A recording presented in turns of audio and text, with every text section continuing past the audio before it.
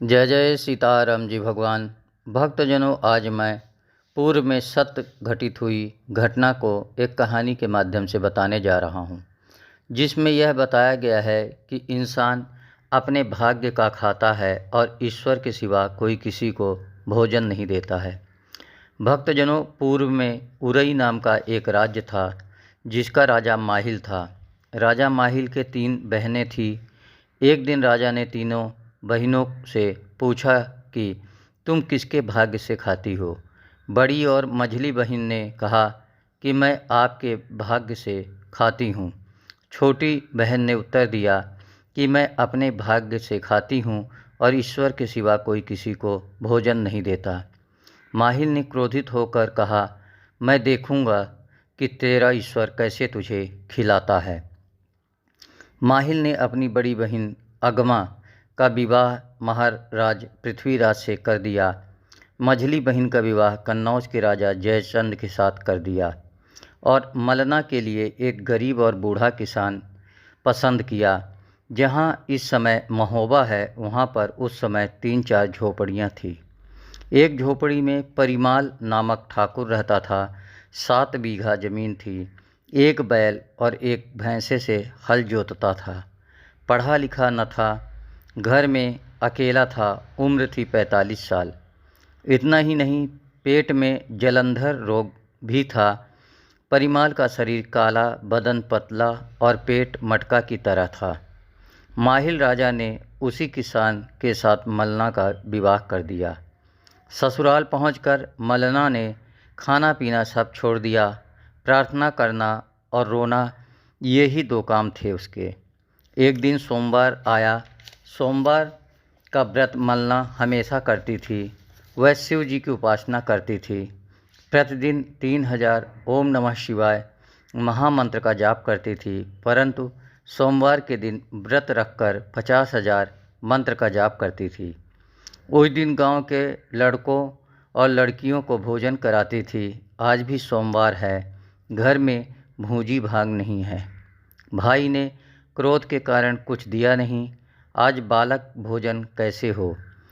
बंदों बाल रूप सोई रामो कहकर मलना फूट फूट कर रोने लगी। मलना ने कहा, हे शिव, हे मालिक, ईश्वर का पक्ष लेने से एक जीव ने मेरी यह दुर्दशा कर डाली। मुझ राजकुमारी को बूढ़ा, रोगी और गरीब किसान पति मिला। सुना है कि परमात्मा पहाड़ को राई और राई को पहाड़ कर देता है, तो मुझ राई को पहाड़ कर दो और उस पहाड़ को राई कर दो, तब तो मैं जानूं। आज माहिल रूपी पहाड़ और मलना रूपी राई में द्वंद्व छिड़ गया है। हे अंतर्यामी शिव, आपको अपने विरध का विचार नहीं रहता। या तो मेरी दशा सुधारो या मुझे मौत दो। मेरा यह वर्तमान जीवन असह्य है। प्रार्थना करते करते मलना मूर्छित हो गई। उसने सपना सा देखा कि भगवान शिव जी ने हुक्म दिया, आज रात भर जागना। सोमवार की रात थी। दिन भर की भूखी प्यासी और दिन भर की रोती हुई मलना रात्रि जागरण के लिए बैठी थी। मलना अपने हाथ में सुई लिए थी। आलस आया नहीं और उसने सुई अपने शरीर में चुभोई नहीं। अंतर के आदेश को पूरा करने के लिए आज वह रात भर जागेगी। धीरे धीरे आधी रात का समय आया। सारा संसार सो रहा था, पर दुख की मारी मलना जाग रही थी। पशु पक्षी और वृक्ष तक सो रहे थे, पर मलना को सोना भी नसीब न था। सच बात कहने के अपराध पर भाई ने बहन को नरक में ढकेल दिया था।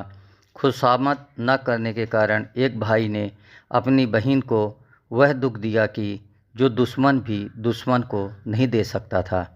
झोपड़ी के पास एक आम का वृक्ष था। चांदनी रात थी। वृक्ष की चोटी पर एक काग बैठा था और वृक्ष की जड़ पर एक काला सांप बैठा था। दोनों में बातचीत शुरू हुई। मलना के हृदय में साक्षात शिवजी प्रकट हुए। मानो किसी ने भीतर से कहा, सांप और काग की बातचीत सुनना। मलना ने उत्तर दिया, मैं उनकी भाषा नहीं समझती। अंतर्वाणी ने कहा, उन दोनों की बातों का अर्थ मैं तुमको बतलाऊंगा और अगर इस बातचीत के अनुसार काम करोगी तो तुम्हारा समस्त क्लेश दूर हो जाएगा। मलना सावधान होकर बैठ गई। सांप ने काग अर्थात कौवे से जो बात कही और सांप ने कौवे से जो बात कही, उसका अर्थ भगवान भोलेनाथ ने इस प्रकार से मलना को समझाया। सांप ने काग से कौवे से कहा, सारा संसार सो रहा है, तुम्हारा गुणगान सुनने वाला कोई नहीं है। तुमने कई बार हमला करके मुझको जख्मी किया है, इसलिए तुम्हारी पोल खोलता हूँ। अगर कोई इस काग को पकड़ ले और सरसों के तेल में भून डाले, फिर उस तेल को ठंडा कर परिमाल के शरीर पर मल दे तो परिमाल का कायाकल्प हो जाए, उसके समस्त रोग नष्ट हो जाएंगे, उसकी उम्र 20 साल के जवान जैसी हो जाएगी। वह इस समय जितना बदसूरत है, उस समय वह उतना ही खूबसूरत हो जाएगा। इस काग कल्प से वह किसान राजकुमार जैसा दीप्तिमान हो जाएगा। काग ने कौवे ने सांप से कहा, सारा संसार सो रहा है, तेरा गुणगान सुनने वाला कोई नहीं है। तूने हमारे सब अंडे खा लिए, इसीलिए मैंने हमले किए। मेरी तेरी पुरानी दुश्मनी है, इसलिए आज तेरी पोल खोलता हूँ।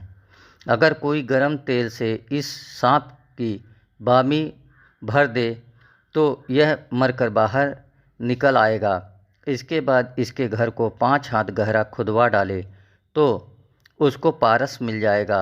जब वह पारस पा जाएगा तब खुद ही सम्राट हो जाएगा। सुबह होते ही मलना ने चिड़ीमारों को बुलाया। आम के वृक्ष पर जाल लगाया गया और वह काग पकड़ा गया। गरम तेल में उस काग को भूना गया और वह तेल परिमाल के अंग पर लगाया गया। सचमुच कायाकल्प हो गया। परिमाल इतने सुंदर हो गए कि दूसरे इंद्र से लगने लगे। इसके बाद 10 मन तेल औटाया गया और सांप की बामी में भरा गया। जल भुनकर सांप बाहर निकला और मर गया। उस जगह खुदाई की गई तो एक श्वेत शिवमूर्ति निकली। मलना ने स्नान किया और उस पत्थर को ठाकुर जी के पास रख दिया। एक लोहे की कील उस पत्थर से छुआई तो वह सोने की कील हो गई। वही पारस था। अब क्या था, सारा रंग पलट गया। कल जो मजदूर था, आज उसके दरवाजे पर हजारों मजदूर काम करने के लिए खड़े हैं। कल जो झोपड़ी में रहता था, आज वही महल बनवा रहा है। परिमाल ने कहा, मेरे घर में साक्षात लक्ष्मी जी ने प्रवेश किया है। खुद अपने हाथ से मलना ने महोबा नगर की नींव रखी। 1 साल के अंदर विशाल महोबा बस गया, जिसमें एक भी घर कच्चा न था। समस्त नगर में बहादुर क्षत्रिय लोग बसाए गए। किले में महारानी मलना और महाराज परिमाल रहने लगे। सेना भर्ती की गई। नगर के उत्तर में शिव मंदिर बनाया गया। शारदा देवी और मनिया देव के मंदिर बनाए गए। जंगल में मंगल हो गया। महोबा के बसने का और पारस की प्राप्ति का यही आदिम इतिहास है। कीरत सागर नामक ताल के किनारे पर महात्मा लोगों ने धुनी लगा दी। मलना रानी के हुक्म से सेनापति दशराज और वत्सराज ने सेना सजाई।